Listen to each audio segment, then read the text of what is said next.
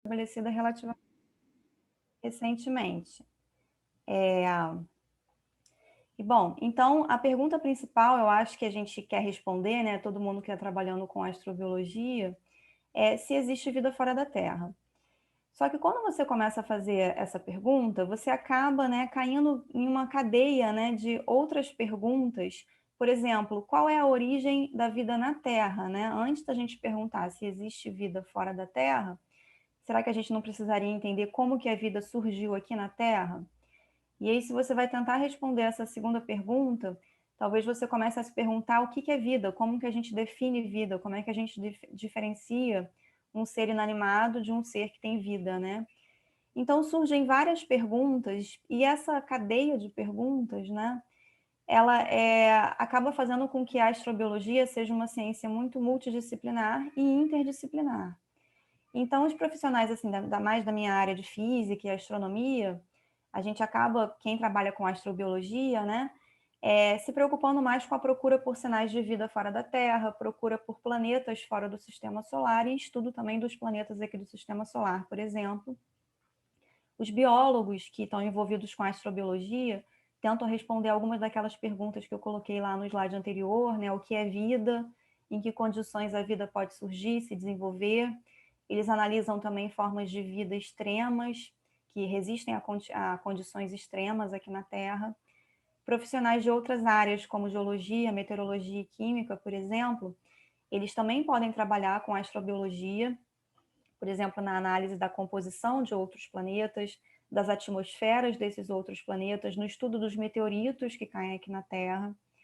E, por fim, aqui a própria exploração espacial, né, que seria você ir procurar por vestígios, evidências da existência de vida ou até de vida passada, né, em outros pontos, outros locais, diretamente você ir até outros locais atualmente, né, no sistema solar e quem sabe um dia até em locais mais distantes. Então, só para vocês terem um exemplo aqui, né, de quando a gente vai nesses eventos de astrobiologia, como é essa ciência tão multidisciplinar, a gente acaba ouvindo, né, palestras e seminários de pessoas de biólogos e de pessoas que trabalham, que não são físicos ou astrônomos, e aí a gente começa a ouvir, por exemplo, é muito comum, né, palestras sobre esses extremófilos, e tem muita gente aqui no Brasil trabalhando com esses extremófilos, que são esses micro-organismos capazes de sobreviver em condições que a gente considera como extremas. Então, eu coloco aqui essas duas imagens aqui à direita, essa de cima é a imagem de uma fonte termal no Parque de Yellowstone, nos Estados Unidos, e essa de baixo, uma fonte hidrotermal no fundo do oceano, que são alguns dos locais onde se encontram esses organismos extremófilos, e eles podem ser classificados de acordo com a qual condição extrema eles resistem, né? Então, organismos que sobrevivem a altas temperaturas a gente chama de termófilos, a baixas temperaturas de psicrófilos. Existem também micro-organismos que sobrevivem a altas pressões, que são os piezófilos. Existe também um exemplo aqui essa bactéria, Deinococcus radiodurans, que resiste a altas radiações, e organismos que resistem, que sobrevivem em ambientes com alto pH e baixo pH, né? Aí tem se for o pH ácido, acidófilos, alcalinófilos, se for um pH alcalino, e assim por diante. Outra coisa também que a gente costuma, né? Outro tema também que a gente costuma, é muito comum nas palestras de astrobiologia, a gente ouve falar, é mais na área, na verdade, da paleontologia, que eu esqueci de citar lá no slide anterior, onde eu listei, né, os profissionais e tal, a procura por as primeiras formas de vida aqui na Terra, né? Que tem a ver com aquela questão de como surgiu a vida aqui na Terra, né? Essa seria quando surgiu e como surgiu a vida aqui na Terra. Então, atualmente, as evidências de formas de vidas mais antigas aqui na Terra são esses estromatólitos, que são formações rochosas. Aqui tem um exemplo de uma imagem de um estromatólito, uma formação rochosa, que ela tem várias camadas, né? Que teriam sido depositadas por bactérias, né, ao longo do tempo. Então, os estromatólitos mais antigos que a gente conhece atualmente estão na Austrália, e estima-se que eles que eles tenham sido formados há aproximadamente 3,5 bilhões de anos atrás. Então, nessa imagem que eu coloco aqui à direita, vocês podem ver, né, que aqui está escrito 4,6 bilhões de anos atrás, e aqui seria mais ou menos os dias de hoje. Então, aqui é em anos, né? Essa primeira coluna aqui seria em anos. Essa segunda coluna aqui seria uma correspondência, né? Se toda a história, né, desde que a Terra se formou, que é aqui há 4,6 bilhões de anos atrás, até os dias de hoje, se a gente fizesse uma correspondência com um dia, né? Então, essa segunda coluna aqui representa os horários, né? Então, começa aqui meia-noite, 1 hora, 2 horas e vai até 24 horas aqui, tá? Então, essas primeiras evidências aqui de vida na Terra, né, as que a gente conhece, estão por aqui, né, nessa faixa aqui. E o período que a gente conhece como Cambriano, que seria quando houve realmente uma grande explosão de vida aqui na Terra, está aqui, ó, 600 milhões de anos atrás, o que seria nessa correspondência aqui com um dia às 9 horas da noite, né? Então, para vocês verem como que a gente consegue, como essas primeiras evidências aqui de vida são antigas aqui na Terra. Mas, bom, vamos passar então aqui para o tema, realmente para o meu trabalho, né? Que é a astrobiologia, mas na área de habitabilidade e exoplanetas. Então, vamos começar aqui vendo o que a gente conhece, né, aqui no nosso sistema solar. Então, a gente sabe que o sistema solar ele tem o Sol, né, uma estrela, 8 planetas, aproximadamente 200 luas e asteroides e cometas, né, muitos asteroides e cometas. A gente já visitou a Lua, né? Já enviamos missões, né, não tripuladas para praticamente todas as partes do sistema solar. Pousamos em Marte, a gente tem amostras de cometas, asteroides e os meteoritos, né?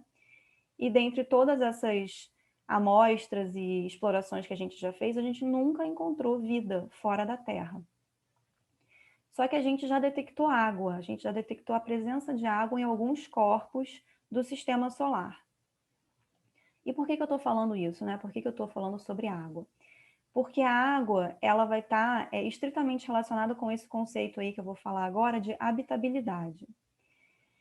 Então, a gente considera que um corpo celeste, ele vai ser habitável se ele apresenta condições para sustentar alguma forma de vida. E, atualmente, esse conceito de habitabilidade está baseado no único exemplo, né, que a gente conhece de vida, que é a vida aqui na Terra. Então, a gente costuma dizer que um corpo celeste vai ser habitável se ele for um corpo celeste rochoso, ou seja, que tenha uma superfície sólida e que ele possa conter água no estado líquido. E por que, né, a gente pensa na questão da água no estado líquido? A água no estado líquido, aqui na Terra, novamente, que é o nosso único exemplo, né, de vida até o momento, ela é fundamental para o desenvolvimento e para a manutenção da vida. Então, a gente costuma dizer que aqui na Terra, onde existe água, existe vida, tá? Então, o estudo da habitabilidade, ele é muito feito baseado nesse outro conceito aí de zona habitável de uma estrela. A zona habitável de uma estrela, então, seria a região em torno daquela estrela em que pode existir água no estado líquido na superfície de um planeta rochoso. O fato de a gente também limitar para um planeta rochoso, na verdade, não precisa ser um planeta, tá? Pode ser um corpo celeste rochoso, pode ser uma lua também, para exatamente ter condição de manter a água no estado líquido, né, nessa superfície sólida, por um tempo, né, um intervalo de tempo suficiente para que haja o desenvolvimento de vida. Então, um exemplo aqui dessa zona habitável para o sistema solar, a gente tem aqui essa figurinha que não está em escala, né, mas tem o Sol aqui no centro desses círculos e os planetas do sistema solar. Tá? Então, aqui no sistema solar a gente tem Mercúrio e Vênus próximos demais do Sol. Então, eles estariam numa região do sistema solar que seria quente demais para ter água no estado líquido. E os outros planetas, os planetas gigantes, né, Júpiter, Saturno, Urano e Netuno, eles estariam longe demais do Sol, numa região do sistema solar que seria fria demais para manter água no estado líquido. Então, se esses planetas tiverem água, essa água vai estar provavelmente congelada. E a Terra e Marte, eles estão aqui dentro dessa faixa que está representada em verde nessa imagem, que seria exatamente, né, as distâncias aqui do Sol, em que a gente teria temperaturas amenas, entre aspas, amenas no sentido de temperaturas em que a água pode existir no estado líquido. tá? Então, a gente teria essa, que seria a faixa da zona habitável, essa faixa verde seria a zona habitável do Sistema Solar, e atualmente a gente tem a Terra e Marte dentro dessa zona habitável, tá? É importante notar que esse conceito de zona habitável, ele não é fixo no tempo, ele não é constante no tempo, ele varia. Então, daqui a bilhões de anos, a gente, né, acredita que o Sol vai se tornar uma estrela que a gente classifica como uma gigante vermelha. Ele vai englobar as órbitas de Mercúrio. Vocês veem que não aparecem mais esses dois planetas nessa imagem aqui. Aí Terra e Marte, que atualmente estão dentro da zona habitável, vão passar para aquela região do Sistema Solar que vai ser quente demais para ter água no estado líquido. Júpiter e Saturno, que atualmente estão naquela região que é fria demais, vão passar para dentro da zona habitável. E Urano e Netuno vão continuar ali naquela região que é fria demais, tá?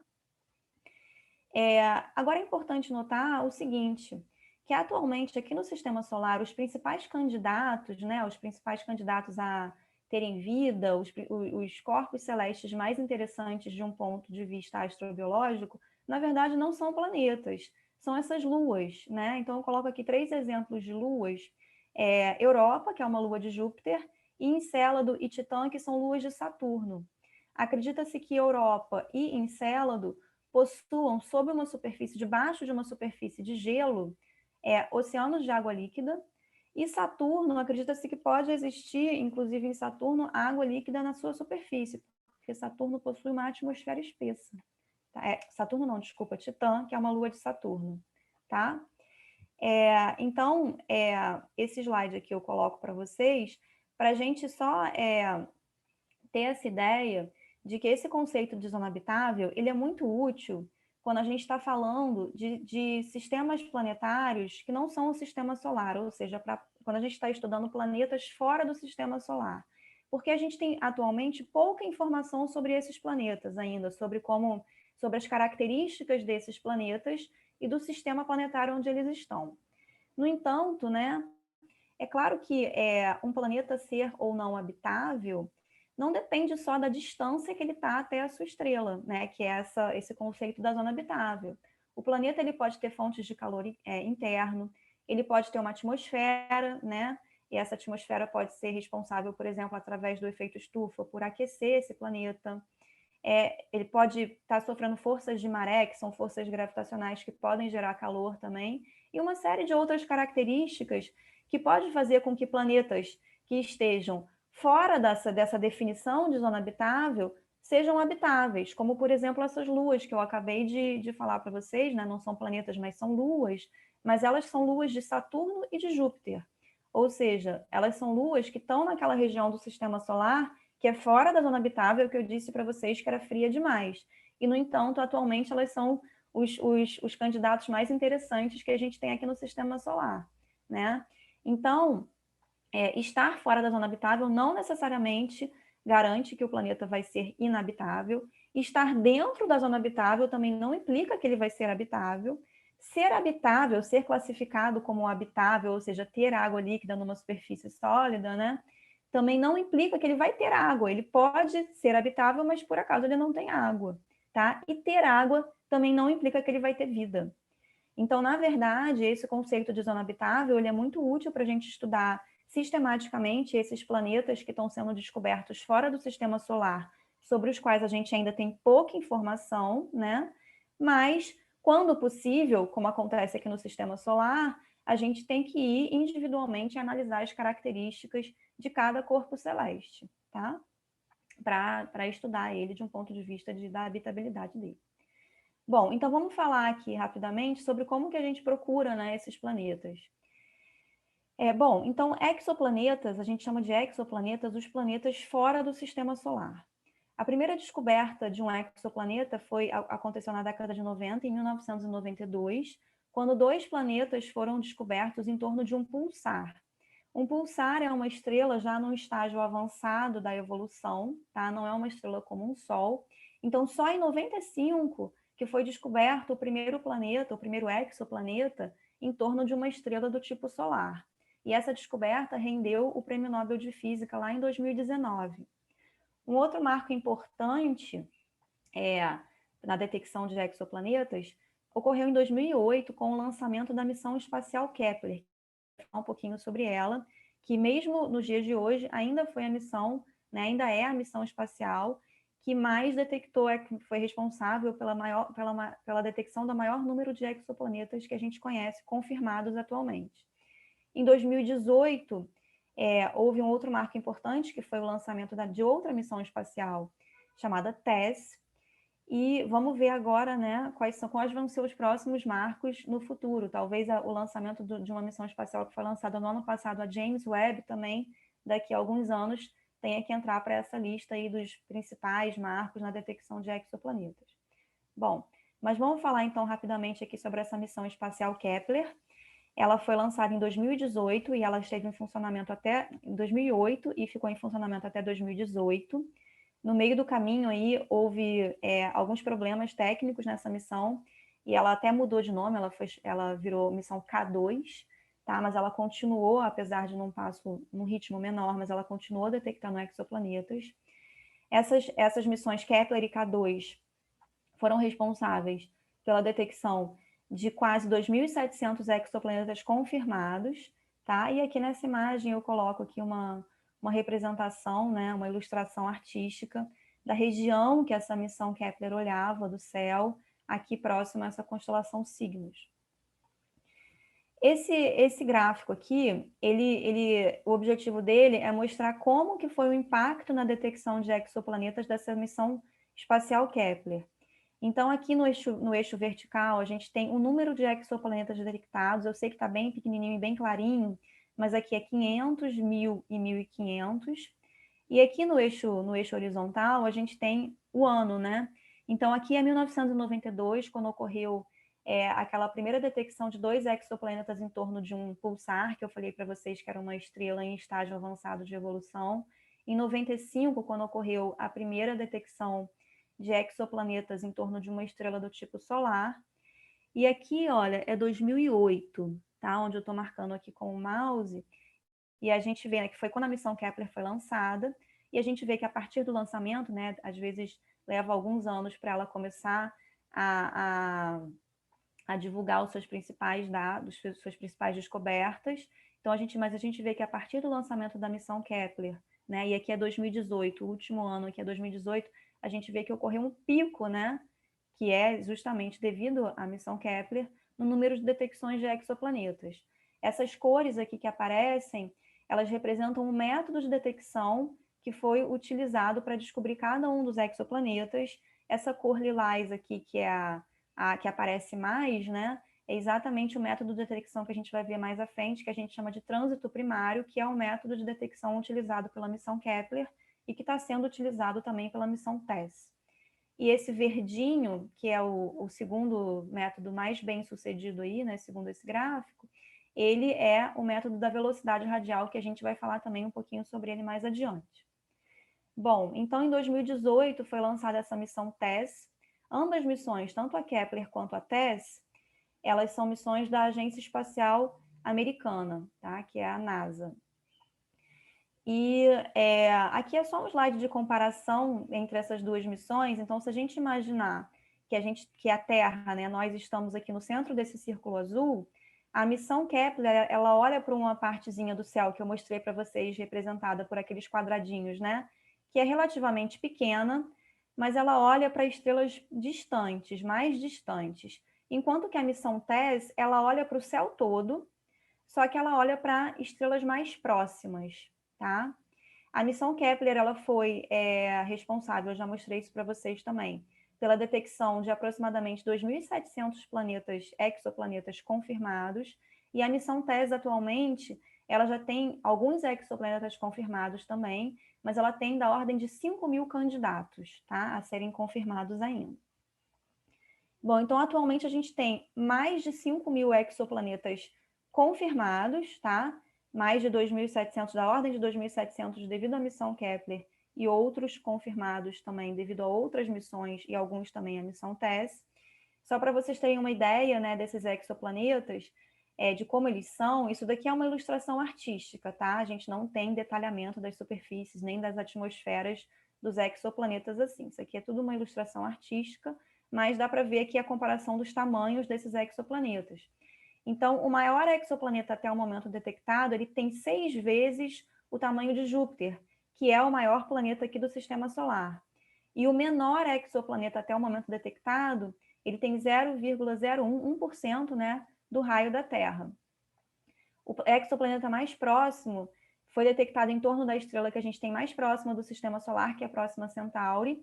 Ele está a 1,3 parsecs de distância da Terra, e o mais distante é 8.500 parsecs de distância da Terra. Essa unidade de distância parsec, ela é muito utilizada em astronomia, e ela é igual a 3,26 anos-luz de distância, que também é uma unidade de distância bastante utilizada em astronomia, que vocês devem saber que um ano-luz é a distância que a luz percorre no vácuo durante um ano. Para vocês terem uma ideia, né, dessas dimensões, dessas distâncias, o diâmetro da nossa galáxia, que é a Via Láctea, é de 30 quiloparsecs, ou seja, 30.000 parsecs. E o planeta mais distante que a gente conhece atualmente está a mais ou menos 9.000 parsecs, ou seja, está a uma distância bem considerável, mas ainda dentro da nossa galáxia.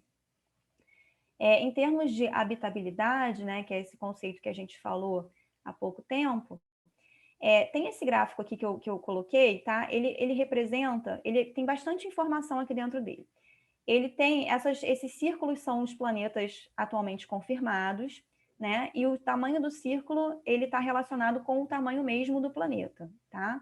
Então, esses círculos maiores aqui, mais amarelinhos, são os planetas maiores, que são parecidos ou maiores com Júpiter, tá? Então, que a gente chama aqui de jovianos. E aí a gente tem os planetas aqui que estão representados em branco, que seriam planetas um pouco menores, mais para o tamanho de Netuno, e os planetas mais parecidos com a Terra estão representados com esses pontos menores aqui em azul. Então, esse gráfico ele tem bastante informação, mas o que eu queria que vocês vissem, né, é essa faixa aqui que está em verde mais escuro, ela representa a zona habitável, né, das estrelas nas quais se encontram esses planetas. E a gente pode ver que vários planetas aqui, ó, eles caem dentro dessa zona habitável, tá? Só que muitos deles são esses planetas grandes, né? Que são como Júpiter ou maiores e Netuno, que a gente não acredita que sejam rochosos, tá? Então, os que realmente a gente vai tá interessado aqui são os planetas que caem dentro da zona habitável, ou seja, que estão dentro dessa faixa verde escuro e que estão em azul aqui, que são os planetas que têm massa e tamanho mais parecido com a Terra, então tem maior probabilidade de serem rochosos. Então, aqui essa tabelinha resume, né, que dentre aqueles planetas ali que estão naquele gráfico, 59 são habitáveis e são rochosos. Aí ele até divide aqui, ó, menores do que a Terra tem 1, do tamanho mais ou menos da Terra tem 20, e tem 38 que estão aí entre a Terra, o tamanho da Terra e Netuno, né? Que são classificados, que a gente classifica esses exoplanetas como superterras ou mini-Netunos, tá? Essa classe de planetas aqui é legal a gente enfatizar que ela não existe no Sistema Solar.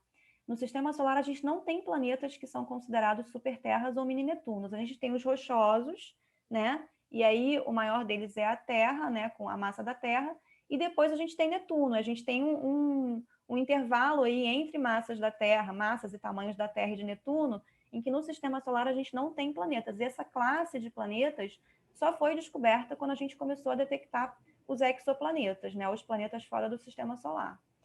Então aqui também, novamente, uma concepção artística, para vocês terem uma ideia, né, esses que são mais parecidos com a Terra, esses aqui seriam aqueles planetas que são mais parecidos com a Terra, e vocês podem comparar eles aqui com os tamanhos dos planetas do Sistema Solar. Então, a gente tem aqui, ó, Marte, a Terra, Netuno em azul aqui e Júpiter, que é o maior. Então, vocês podem ver que muitos desses exoplanetas têm tamanhos muito parecidos com o tamanho da Terra. Dentre esses, se destaca um sistema planetário que se chama TRAPPIST-1. Então, a estrela se chama TRAPPIST-1, ela foi descoberta, né, esse sistema planetário foi descoberto em 2015 por um telescópio que tem esse nome TRAPPIST, um telescópio aqui na Terra mesmo, por isso que a estrela ficou com esse nome, TRAPPIST-1. E foi descoberto que nessa estrela, em torno dessa estrela, existiam 7 planetas rochosos. Eles estão representados aqui em cima, ó, esses 7 planetas rochosos. Então, eles são chamados de Trapistium B, Trapistium C, D, E até H, tá? E aqui embaixo, para a gente comparar, né, os tamanhos desses planetas com os tamanhos dos planetas que a gente tem rochosos aqui no Sistema Solar, eu coloco aqui Mercúrio, Vênus, Marte, Terra e Marte, tá? Então, vocês podem ver como que o tamanho desses planetas é parecido com o tamanho da Terra. E, além de ser interessante, né, porque ele é um sistema que tem 7 planetas rochosos, a gente acredita que dentre esses 7, pelo menos 3, o E, o F e o G, estejam dentro da zona habitável da estrela, que é a estrela Trappist-1. Então, aqui nessa parte de cima, né, olhem por enquanto só para essa parte de cima dessa figura, vocês podem ver essa estrela aqui no centro. Essa região que está aqui pintada em vermelho seria aquela região que é próxima demais da estrela, para que possa ter água no estado líquido, ela é quente demais, e essa região azul aqui seria aquela região fria demais. E a região verde é justamente a zona habitável. Então, a gente vê que pelo menos esses 3 planetas aqui estão dentro da zona habitável dessa estrela, e talvez tenha um aqui que está bem na bordinha, tá? Então, esse sistema é considerado muito interessante, só que ele tem uma característica que talvez prejudique um pouco o potencial dele para habitabilidade, que é o seguinte. Agora sim, vamos olhar aqui para a parte de baixo da imagem, a gente tem uma representação do sistema solar, da parte interna do sistema solar. Então, só tem aqui Mercúrio, Vênus, Terra e Marte, tá? E essa estrela Trappist-1, ela é uma estrela muito pequena, muito mais fria do que o Sol. Então, todo esse sistema planetário Trappist-1, ele está muito próximo da estrela. Se a gente trouxesse todo esse sistema aqui para a posição do Sol, ele caberia aqui nesse disquinho azul aqui no centro dessa imagem. Ele caberia todo dentro da órbita de Mercúrio. Então, ele é todo um sistema muito compacto, e isso faz com que esses planetas, a rotação desses planetas, todas elas tenham ficado o que a gente chama de sincronizada com a translação. Então, todos esses planetas, eles estão sempre com a mesma face voltada para a estrela. Então, seria como se todos esses planetas tivessem metade deles sempre quente, né? Sempre recebendo a luz da estrela, e metade sempre no escuro, sempre fria, né? Tá? E a gente não tem ainda não existe ainda um consenso sobre o que isso pode trazer, o que isso pode acarretar em termos da habitabilidade desses planetas. Acredita-se, então, que com o lançamento dessa missão espacial, né, esse telescópio espacial que eu já comentei com vocês anteriormente, o James Webb, que foi lançado no ano passado, a gente vai conseguir descobrir muito mais sobre exoplanetas. Então, dentre os objetivos científicos dessa missão espacial James Webb, o estudo de exoplanetas é bastante importante, tá? Então, em particular, acredita-se que essa missão espacial vai permitir que a gente tenha informação sobre as atmosferas desses exoplanetas. E existem grupos dentro dessa colaboração James Webb que estão exclusivamente dedicados ao estudo desse sistema planetário Trappist-1 que eu acabei de falar para vocês. Então, é possível que nos próximos anos a gente tenha aí novidades sobre a questão da habitabilidade nesse sistema Trappist-1, então fiquem de olho. E, bom, a última coisa que eu queria falar aqui nessa palestra é sobre os métodos de detecção desses exoplanetas, né? Eu já comentei com vocês que Kepler e TESS usam aquele método que foi o mais bem sucedido até o momento, que é o método que a gente chama de trânsito primário, e existe também um outro método, existem alguns métodos, né? Mas os mais bem sucedidos até o momento são esse do trânsito primário e também o da velocidade radial, tá? Então, vamos ver como é que a gente faz para detectar esses exoplanetas. Então, talvez, né, a gente, assim, ingenuamente, comece pensando o seguinte: bom, a gente aponta o telescópio para uma estrela e vê o planeta ali em torno da estrela. Só que não é bem assim, tá? Isso acontece, né? Alguns exoplanetas já foram detectados dessa forma, mas é muito difícil de você fazer isso que a gente chama de imageamento direto, ou seja, você realmente enxergar, né, com o telescópio diretamente o planeta. Por quê? Principalmente porque o planeta ele vai refletir a luz da estrela, né? E a luz da estrela vai ser da ordem de milhões ou bilhões de vezes mais intensa do que a luz do planeta. Então, basicamente, a luz da estrela ela ofusca a luz do planeta. Além disso, né, como esses sistemas estão distantes, muito distantes da gente, a distância angular entre os planetas e a sua estrela é muito pequena, então é bem difícil você separar eles, tá? Espacialmente.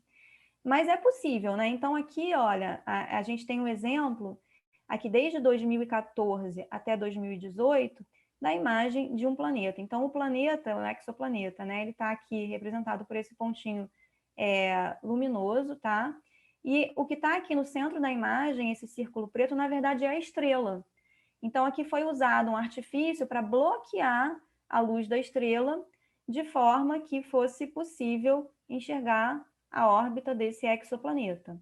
Então, esse é um método de detecção, a gente chama ele de imageamento direto, né?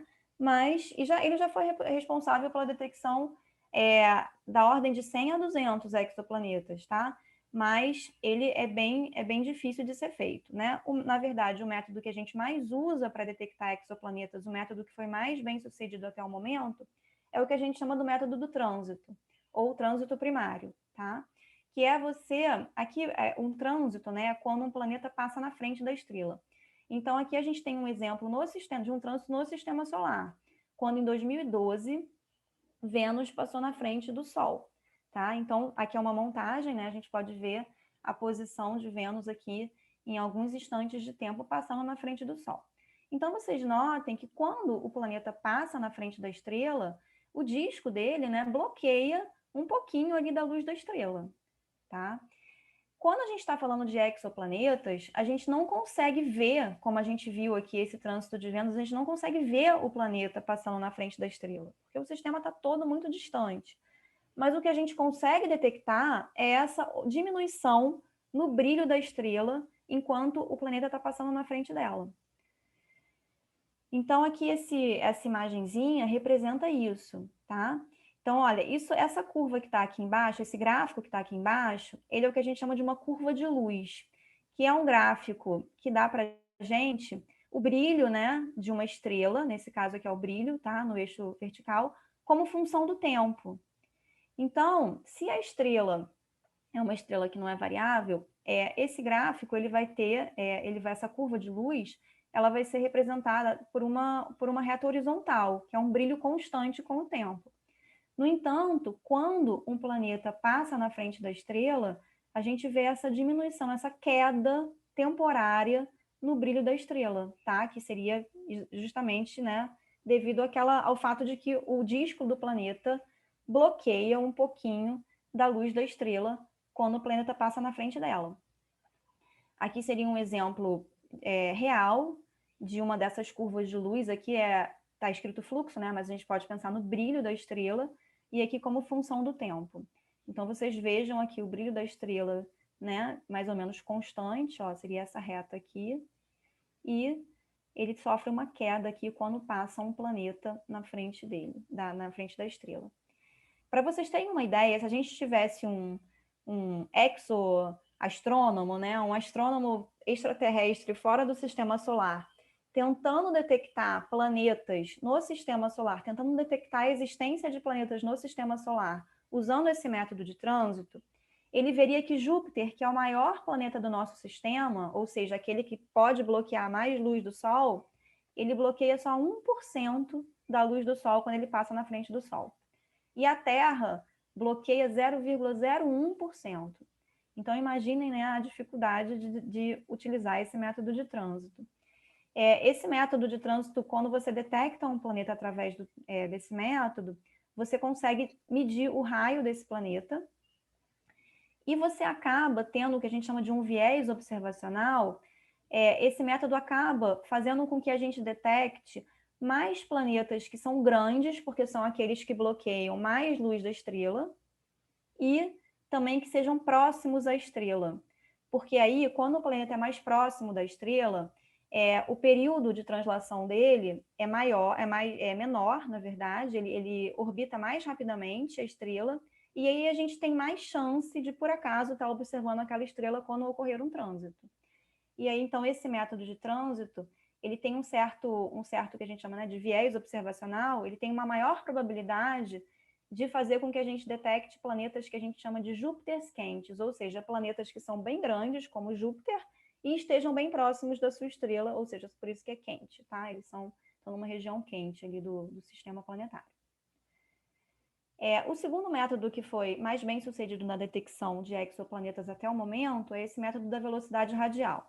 A ideia desse método é a seguinte: a gente costuma falar assim de uma forma, né, mais livre que o planeta está orbitando a estrela. Mas, na verdade, vamos imaginar, né, por simplicidade, uma estrela que tenha só um planeta. Na verdade, esse sistema estrela e planeta, ele está orbitando, ambos estão orbitando o que a gente chama do centro de massa do sistema. Tá? Então, não é só o planeta que está se movimentando. Aqui nessa animação, o planeta está aqui fazendo essa órbita mais fora, né? Que mais de fora aqui é representado em vermelho, mas a estrela também faz um certo movimento aqui em torno aqui em torno do centro de massa, né? E a órbita da estrela está sendo representada por esse círculozinho menor, verde. Então a estrela faz um movimento também, que é mais discreto. Aqui está até um pouco exagerado, mas em geral ele vai ser mais discreto, bem mais discreto do que o movimento do planeta, mas ela faz também um movimento. Aqui, para vocês terem uma ideia, no sistema solar, aqui se a gente estivesse olhando de cima, né, acompanhando o movimento do Sol de fora do sistema solar, em particular aqui a uma distância, né, novamente aquele astrônomo extraterrestre que está observando o sistema solar a uma distância de 30 anos-luz, o que ele veria? Como é que ele enxergaria, né, em termos aqui angulares, esse movimento do Sol? Ele veria que em 1975, se o Sol estivesse aqui, ó, nesse pontinho, em 1980 ele já estaria aqui. Aí ele percorreria esse trajeto aqui, em 1985 ele estaria aqui, aí em 1990 ele estaria aqui, e aí vocês podem continuar seguindo aqui essa curva contínua até 2025 aqui, tá? Para vocês terem uma ideia da magnitude desse movimento, aqui seria o tamanho do Sol mesmo, né, em escala aqui comparado com esse movimento. Então é um movimento bem discreto. E esse gráfico aqui também mostra essa curva tracejada aqui, que é um círculo, seria o movimento que o Sol faria, né, o correspondente àquele círculozinho verde na animação do slide anterior, se o sistema solar tivesse só Júpiter, fosse só Sol e Júpiter. Aí seria um círculo, né, e seria mais discreto ainda. O fato de que é esse movimento aqui mais confuso é porque existem outros planetas no sistema solar, mas de qualquer forma é um movimento bem discreto. Então, o que acontece? Se a gente consegue, né, a gente consegue, na verdade, usando o efeito Doppler, né, detectar o movimento da estrela, não a gente vendo a estrela se movimentar, mas a gente vendo como que a luz da estrela se modifica, né, a cor dessa luz se modifica conforme a estrela está se movimentando para frente e para trás. Tá? Enquanto o planeta ou os planetas estão, né, na órbita desses planetas, enquanto o sistema está orbitando ali o centro de massa. Então, essa estrela que a gente está vendo, né, que ela vai um pouquinho para a direita e para frente, depois esquerda e para trás. Tá? Então, esse movimento radial, ou seja, esse movimento na nossa direção, essa componente do movimento na nossa direção para frente e para trás, faz com que a luz da estrela, né, sofra um efeito Doppler. Tá? E aí a gente vai ver essa luz variando de vermelho, digamos assim, né? Mais para o vermelho e mais para o azul, mais para o vermelho e mais para o azul, conforme o planeta vai se movimentando para frente e para trás, tá? Ao longo dessa órbita. Então aqui está uma representação, né? Essa aqui a gente está aqui na Terra, observando essa estrela. Ela tem um planeta. E como ela tem um planeta, ela não fica, né, parada ali, ela faz esse movimento circular, tá? E esse movimento aqui que está representado como sendo circular nessa figura, está mostrando aqui a estrela numa posição em que ela está, né? Se esse movimento está sendo feito aqui no sentido anti-horário, nesse momento aqui que a estrela está mais para a esquerda, então ela está se aproximando da Terra, né? Tá? e a luz dela vai ficar mais azul. E quando ela estiver nesse outro ponto aqui mais à direita dessa órbita, ela vai estar se afastando da Terra e a luz dela vai ficar mais para o vermelho. Então a gente até tem uns nomes, né? A gente diz que aqui ela tem um desvio para o azul e aqui nesse outro ponto ela tem um desvio para o vermelho, que em inglês fica blue shift e red shift. Então a gente consegue, analisando como que a luz dessa estrela muda com o tempo, determinar que ela está fazendo esse movimento aqui em torno de um centro de massa comum, ou seja, que deve ter um exoplaneta ali, que a gente não enxerga o exoplaneta, não necessariamente, mas a gente vê essa variação no brilho da estrela. E aqui, só para finalizar, então, a minha palestra, é um exemplo, né, de um gráfico da velocidade, dessa velocidade na nossa direção, essa componente radial da velocidade, como função do tempo, para uma determinada estrela. Então, a gente vê aqui essa velocidade, ó, ela começa aqui, ela vai aumentando, fica, né, tá positiva aqui, tá aumentando, chega no máximo, ela começa a diminuir, fica negativa, né, como se ela estivesse indo para trás, a estrela, se afastando da gente, depois ela vai e volta a ficar positiva. Então, é esse movimento aqui para frente e para trás que a gente está vendo aqui, tá? Então, só para finalizar, essas velocidades que estão aqui nesse eixo vertical, elas estão em quilômetros por segundo, e atualmente os instrumentos que a gente tem, né, que a gente chama de espectrógrafos, que são esses capazes de medir velocidades, eles têm sensibilidade suficiente para medir velocidades de aproximadamente 1 metro por segundo para estrelas a anos-luz de distância. Então, são bem sensíveis. E esse método de detecção, quando você detecta um planeta através desse método da velocidade radial, lembrem-se que o método do trânsito, se você detecta um exoplaneta através do método do trânsito, você consegue determinar o raio dele, né? E aqui no método da velocidade radial, você consegue determinar a massa do planeta, tá? Mas não o raio. Então, o ideal é você conseguir detectar os exoplanetas com mais de um método de detecção para você poder medir várias características. No entanto, nem sempre acontece isso, né? Então é isso. Esse era o meu último slide. Muito obrigada aí pela atenção. Obrigada, Beatriz. Tem perguntas, comentários? Pode ser no chat ou pode ser no... Enquanto isso, Beatriz, você poderia contar para a gente como é que é o seu trabalho, o que você faz nisso? Posso sim. Então, eu estudo atualmente muito essa questão da habitabilidade, né, de outros sistemas planetários. Então, a gente tenta fazer um estudo além dessa primeira aproximação da zona habitável, né? Então, primeiro, a gente tenta modelar um pouco essa zona habitável de acordo com as características disponíveis de alguns planetas que já tiveram medidas com mais de um método de detecção, então já tem mais informações sobre eles. A gente tenta modelar as atmosferas desses exoplanetas, como eu disse para vocês, né? O fato de o planeta ter uma atmosfera faz com que ele possa ser mais quente, ou seja, ele pode sustentar água líquida lá até fora da zona habitável, naquela região mais quente, né, do sistema planetário. E basicamente a gente tem feito isso. A gente tem também estudado exoluas, né, que não foram detectadas ainda. A gente não conhece luas ainda fora do sistema solar. Mas como o sistema solar tem da ordem de 200 luas, tem muita lua, a gente imagina que lua também seja um fenômeno frequente fora nos sistemas planetários que não são o sistema solar, nos outros sistemas planetários. Então, a gente também modela a possibilidade da habitabilidade em exoluas. Né? Então, a gente tem feito isso. A gente tem um grupo aqui no Rio, que a gente chama de Rio Astrobio, isso que é formado, né, por mim, por um professor, o Gustavo Porto de Mello, do Observatório do Valongo, da UFRJ, e o doutor Marcelo Borges, que é do Observatório Nacional, e o doutor Rafael Pinotti, que atualmente está na Petrobras, apesar dele, ele é doutor em astronomia, né, e ele continua publicando e fazendo pesquisa, mas ele está na Petrobras, trabalhando na Petrobras, e alunos, né, de pós-graduação e de iniciação científica. E tem uma pergunta aqui do Felipe Reis, se em Vênus poderia existir extremofilos. Sim, em Vênus, né, a gente não conhece nenhuma forma de vida, né, fora do sistema do planeta Terra ainda.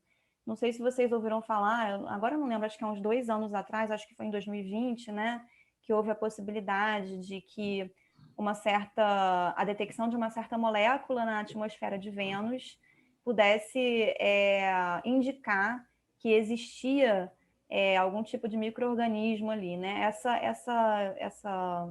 Essa evidência acabou sendo atualmente está um pouco mais desacreditada, mas sim, Vênus, né? Se existir vida em Vênus, ela seria muito possivelmente um tipo de vida que a gente consideraria como extremófilo, né? Com relação ao que a gente considera, né, extremo, seria um extremófilo, porque Vênus é um planeta extremamente quente, né? As temperaturas na superfície, na atmosfera de Vênus, Vênus tem uma atmosfera muito espessa, tem um efeito estufa completamente desenfreado, né? Que já não tem mais como voltar atrás.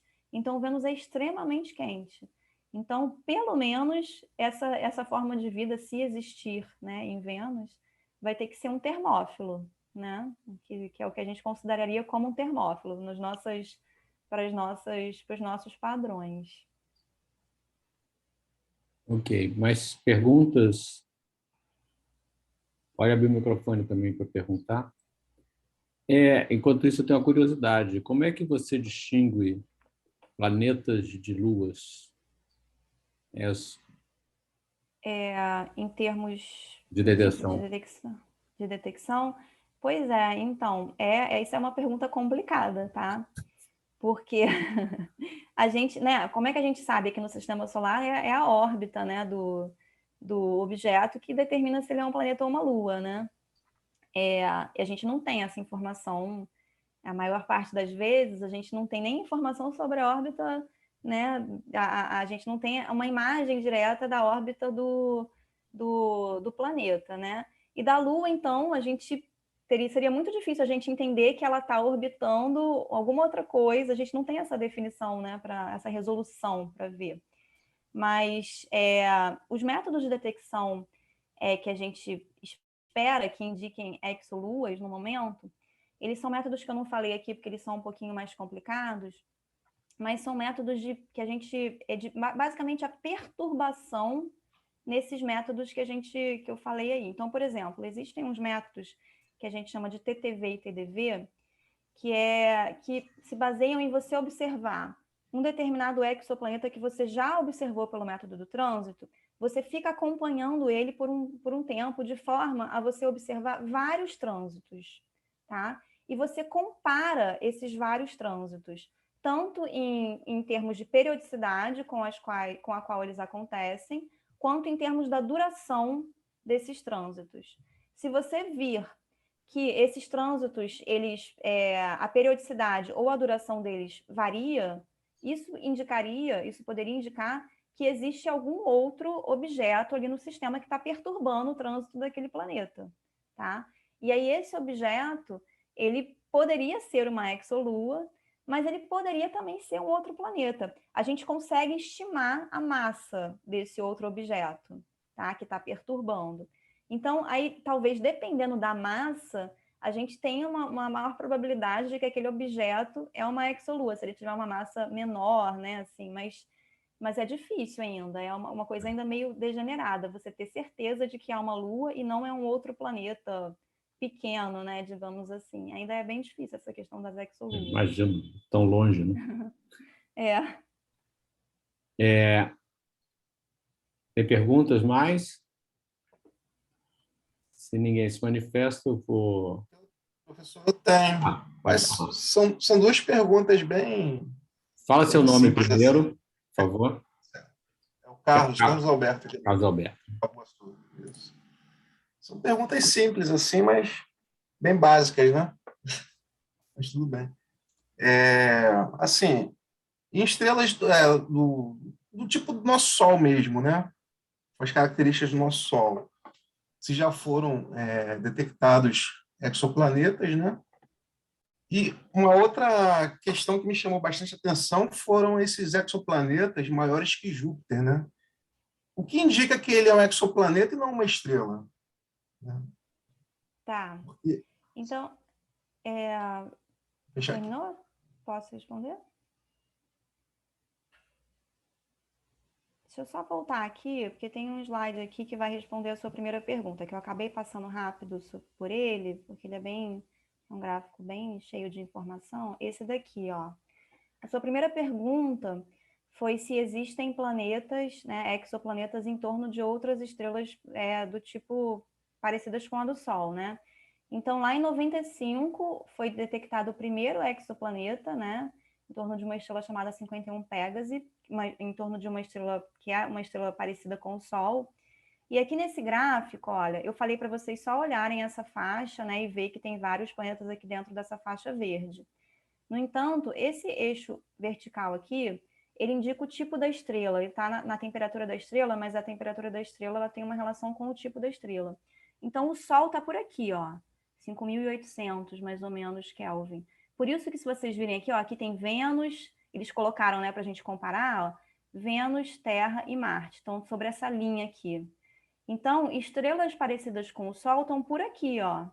E olha a quantidade de exoplanetas, quando eu passo o mouse aqui, olha a quantidade de exoplanetas, né, que tem por aqui. Então, tem bastante exoplaneta que já foi detectado em torno de estrelas parecidas com o Sol. Tá aqui também, olha, no estrelas do tipo G, tá? Então, sim, tem bastante exoplaneta aí que já foi detectado em torno de estrelas do tipo Sol. E a sua outra pergunta era sobre esses planetas maiores do que Júpiter, né? O que exatamente você ficou curioso? Mas é mais em relação ao tamanho mesmo, né? Porque Júpiter é um planeta muito grande, né? Então, são planetas que até são 6 vezes maiores que Júpiter, né? Então, Uhum.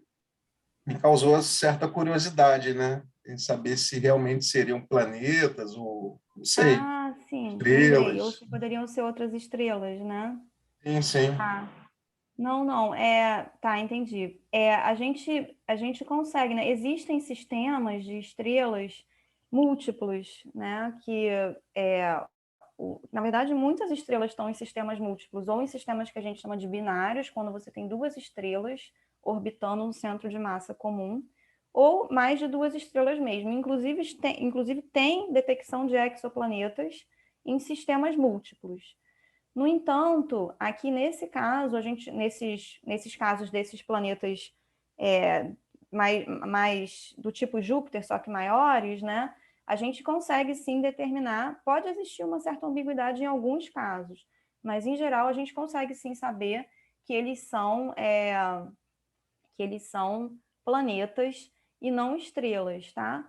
Tanto pelo fato de que quando eles fazem, pelas características observacionais, né, deles, tanto porque, dependendo da estrela, né, 6 vezes o tamanho de Júpiter ainda é bem menor do que o tamanho da estrela, tá? 6 vezes a massa de Júpiter ainda é bem menor do que a massa da estrela. Então, a gente consegue sim determinar pelas características pela órbita, né, pelo movimento desses planetas e determinar que eles são planetas e não estrelas. Inclusive, outra coisa também, lembra que eu falei para vocês que um dos métodos, né, que a gente consegue detectar alguns planetas é aquele de ter uma imagem direta, né, uma imagem realmente observar o planeta, o imageamento direto. Então, como aquele método é bem complicado, né, você conseguir aplicar ele, em geral, a gente acaba, através desse método, detectando esses planetas grandes mesmo, tá? E a gente consegue ver que eles são planetas ali, né? A gente vê a órbita deles e, enfim, eu posso também mostrar aquele slide para vocês verem de novo, né? Esse daqui, ó, tá? Vocês verem que comparado, tudo bem que aqui a estrela está bloqueada, tá? E aqui tem todos os efeitos aí do telescópio de difração. Esses não são os tamanhos reais, assim, aproximadamente, né? Claro, mas não são os tamanhos reais desses objetos. Mas a gente consegue ver que mesmo um planeta muito grande, que provavelmente esse planeta aqui é muito grande, ele ainda é bem menor do que a estrela, tá? E através também da observação, né? Você observar o planeta, você vê que a luz que ele está, você consegue dizer que a luz que ele está emitindo é igual, digamos assim, é igual às propriedades da luz da estrela, ou seja, ele está apenas refletindo, ele não está emitindo mesmo, tá? Tá bom, professora, obrigado, tá? De Valeu. nada, imagina. Obrigada pela pergunta. Mais perguntas? Comentários?